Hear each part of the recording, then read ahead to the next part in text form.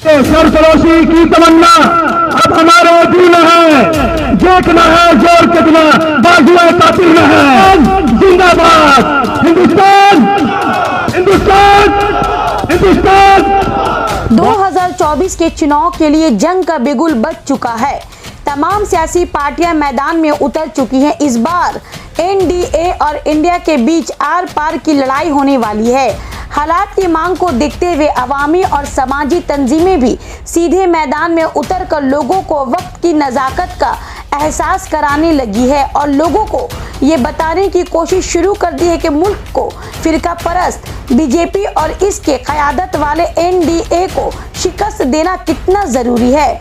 कोलकाता में भी ये शुरुआत हो चुकी है, जहां मुख्तलिफ समाजी और मिली तंजीमों ने मिलकर United forum of vote for India का प्रोग्राम बरोज इतवार के दिन 24 सितंबर अलीमुद्दीन स्ट्रीट मेहंदी बागान नियर सब्जी मोड़ में प्रोग्राम आयोजित किया, जो न सिर्फ कोलकाता में बल्कि पूरे मगरबी बंगाल में घूम घूम कर वोटों से अपील कर रही है कि आने वाले 2024 के लोकसभा चुनाव में फिरका परस्त बीजेपी और उसके साथियों को शिकस्त देने के लिए और मुल्क की हिफाजत के लिए और मुल्क की तरक्की के लिए इंडिया गठबंधन में शामिल पार्टियों को भी बोल रही है। आपको बता दें कि आइंदा 3 अक्टूबर को United forum of vote for India की ओर से धर्मतल्ला चलो प्रोग्राम में एक मरकजी प्रोग्राम का आयोजित होगा, जिसमें पूरे बंगाल के लोग शामिल होंगे। जोर कितना बाजुए कातिल में है। एक साथ मिलकर बोलेंगे हिंदुस्तान जिंदाबाद, हिंदुस्तान। मैसेज ये है कि देश को बचाना है, संविधान को बचाना है, लोकतंत्र को बचाना है और गंगा जमुना तहजीब को बचाना है। भारत को नफ़रत के आग में जो जलने के लिए तैयार है, बल्कि चिंगारी लग चुकी है, उस आग से बचाना है।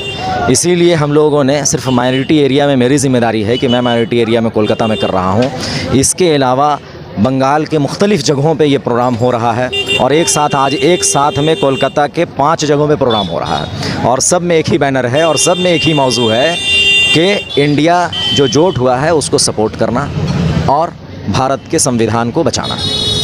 तो आइंदा 3 तारीख को एक प्रोग्राम रखा गया है, 3 अक्टूबर को रामलीला मैदान से लेकर रानी रासमुनी रोड तक। वो प्रोग्राम में दलित, आदिवासी, मतुआ, नमशूद्रो, उद्बास्तु, मतलब वो समाज के वो दबे कुचले लोग हैं जिनके ऊपर बरसों से जुल्म और ज़्यादती हो रही है और अब उन्हें समझ में आया कि भारत देश को दोबारा फिर से मनुस्मृति लागू करके ग़ुलाम बनाए जाने की साजिश रची जा रही है। इसीलिए वो हजरात बेदार हुए और हम लोग महीनों से मेहनत करने के बाद में इस बात में कामयाब हुए कि 3 तारीख को 3 अक्टूबर 2023 को 12 बजे दिन में रामलीला से खूबसूरत रैली निकलेगी, जो कलकत्ता के सरजमीन पे गालिबन मुझे लगता है कि पहली ऐसी रैली होगी जिसमें तमाम समाज के और तमाम मज़हब के लोग शामिल होंगे और अपनी पर्सनल आइडेंटिफिकेशन के साथ होंगे।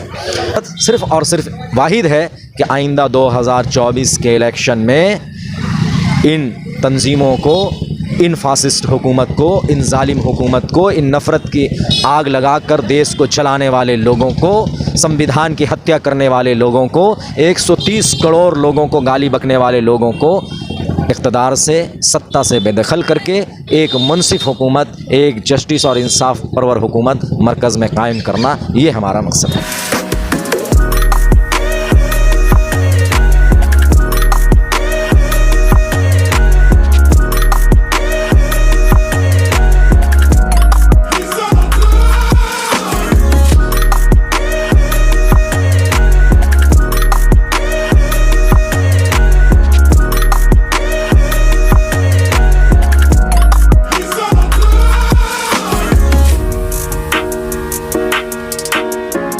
काम है मैसेज पहुंचाना और लोग खुद ब खुद देख रहे हैं, वो इस बात को महसूस कर रहे हैं कि अब हमें जागना चाहिए, बेदार होना चाहिए, बशर्ते कि कोई जगाने वाला हो।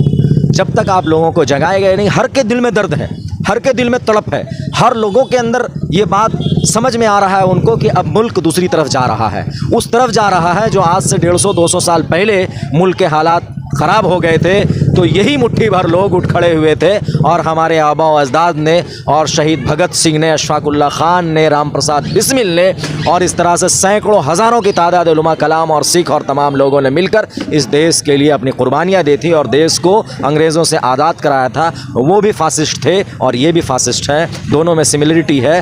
फ़र्क ये था कि वो 1947 से कबल का मामला था और ये 2014 के बाद का मामला है। इसीलिए 2024 एक फ़ैसला कुन घड़ी होगा और हर आवाम इस बात के लिए तैयार होगा। उस तक अभी यही प्रोग्राम है, मुख्तलिफ जगहों में हो रहा है। ग्राम साइड में, बनगांव में, मतुआ समाज के जहाँ जहाँ लोग हैं वहाँ अलग टीम काम कर रहे हैं। आदिवासी नमसूत्र के दरमियान में काम हो रहा है, वहाँ भी लोग 3 तारीख के लिए अभी हम लोगों को जगा रहे हैं और ये 3 तारीख हमारा एक संगमेल होगा और उस दिन हम यहद करेंगे और उस दिन इत्तेहाद का एक बिगल बजेगा और वहाँ से इत्तेहाद का ऐलान होगा कि जिस तरह से पॉलिटिकल पार्टियों ने एक इत्तेहाद का ऐलान किया, उसी तरीके से हम तमाम समाज के दबे कुचले माइनॉरिटी, आदिवासी, दलित और नमशूदरों और मतुआ समाज, ये सब लोग इत्तेहाद का ऐलान करेंगे और पूरे मुल्क में ये पैगाम पहुँचाएंगे कि आइंदा 2024 के इलेक्शन में इसे उखाड़ फेंकने के लिए पुरअज़्म तरीके से हम लोग जंग का ऐलान करेंगे। ये बात कहूँ, मैं दिल्ली गया हुआ था और वहाँ सत्यपाल मलिक साहब का भी हमारे फैसल भाई ने जिक्र किया, मेरी मुलाकात उनसे हुई और वाकई उनके दिल में इतना दर्द है कि मैं बयान नहीं कर सकता। और वो 5 बैसाखियों से चलने के बावजूद भी पूरे मुल्क का दौरा कर रहे हैं और हमारे दावत को भी कबूल किया। लेकिन इत्तेफाक से ये 3 तारीख को वो खाली नहीं थे और वो 4-5 को आने के लिए आमादा थे, पर वो कहे कि मैं इतनी जल्दी एक प्रोग्राम करके दूसरे प्रोग्राम में सफ़र नहीं कर सकता, आइंदा मैं कभी ज़रूर आऊँगा। और तड़प मैंने देखा उन हज़रात के दिलों में, जो कि देश के लिए तड़प है, देश का दर्द है और उनके अंदर आवाम का जज्बा है। तो पूरे देश में ये पैगाम जा रहा है और सब लोग इस बात के लिए आमादा है कि 2024 में और हमें देश को जलने से बचाने के लिए पानी डालने का काम करना होगा और उसके लिए जो दस्तूर ने, जो संविधान ने हमें हक़ दिया है, जो वोट का राइट दिया है, उसका सही इस्तेमाल करके हमें अपने मुल्क को बचाना होगा। मकसद यह है कि अभी जो देश के हालात हैं और अभी जो केंद्र में सरकार है, ये सरकार जो वो दिल्ली में काबिज़ है, इसके जो हालात, इसके जो पेश कदम, जो रास्ता है वो हमारे देश के ख़िलाफ़ जा रहा है, इंडिया के ख़िलाफ़ जा रहा है, इंडिया के रूह के ख़िलाफ़ जा रहा है, सेकुलर फैब्रिक्स के ख़िलाफ़ जा रहा है, लोकतंत्र के ख़िलाफ़ जा रहा है, एक घनघोर अंधेरे की तरफ जा रहा है। आज उसके ख़िलाफ़ सारे विपक्षी पार्टी मिलकर एकजुट हो रही है। तो ये लड़ाई सिर्फ राजनीतिक लड़ाई नहीं रह गया है, क्योंकि आज अगर हमारे संविधान को ख़त्म करने की कोशिश जारी है, हमारे फ्रीडम को ख़त्म करने की कोशिश की जा रही है, हमारे फ्रीडम ऑफ स्पीच, हमारे फ्रीडम ऑफ रिलीजन, हमारे फ्रीडम ऑफ फेथ, इस सब को वो ख़तरा में है, ये सब ख़त्म किया जा रहा है। संविधान, सब हमारे दलितों का आरक्षण, सब कुछ ख़त्म किया जा रहा है। आज उसके ख़िलाफ़ हर एक दलित को, हर एक माइनॉरिटी को, हर एक मुस्लिम को, हर एक सच्चा हिंदुस्तानी को, हर एक ऐसा नागरिक जो हिंदुस्तान के सेकुलर फैब्रिक से प्यार करता हो, लोकतंत्र के फैब्रिक से प्यार करता हो, उन सब को एकजुट होकर लड़ने की ज़रूरत है। तो इस मंच से, यहाँ ये कोई पॉलिटिकल मंच नहीं है और ना ही किसी पॉलिटिकल मंच ने फाइनेंस किया है।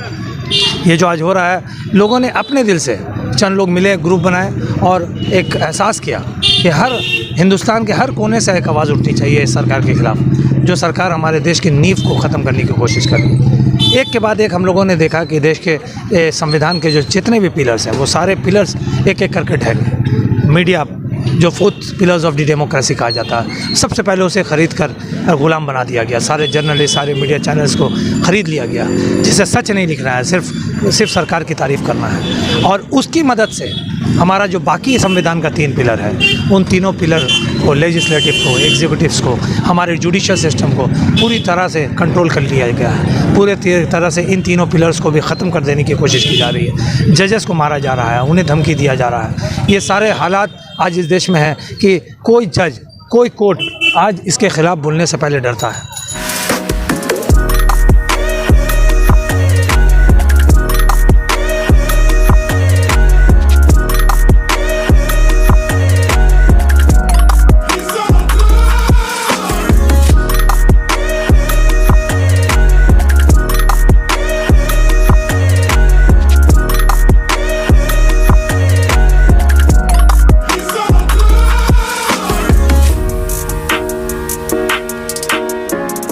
आज इस सरकार के खिलाफ बोलने से पहले डरता है। आप देखिए, जो रंजन गोगोई जो चीफ जस्टिस थे, उनके पास सेक्स स्कैंडल का केस लगा, फिर वो अचानक से बाबरी मस्जिद का स्टेटमेंट देते हैं और उसके बाद उनको राज्यसभा MP बना दिया जाता है। ये चीज़ें अब आम हो गई है, खुलकर सामने आ रहा है।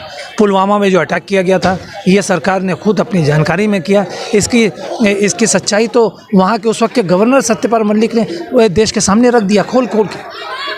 और इससे बड़ा एग्जाम्पल्स क्या चाहिए, इससे बड़ा सच्चाई क्या चाहिए, इससे बड़ा सबूत क्या चाहिए हिंदुस्तान को।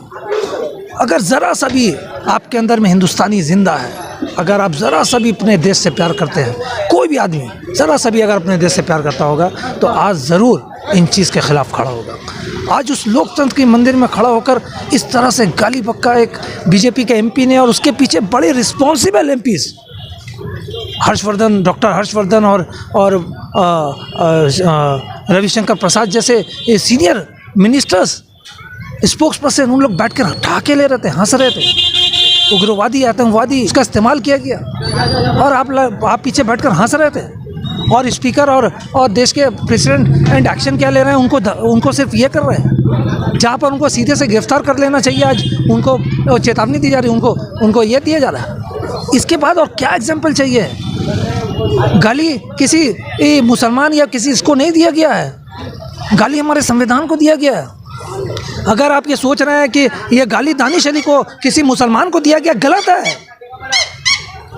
आप लोकतंत्र का मंदिर कहते हैं ना उस पार्लियामेंट को, उस मंदिर पर खड़ा होकर जब कोई गाली बकता है तो पूरे देश को गाली बकता है।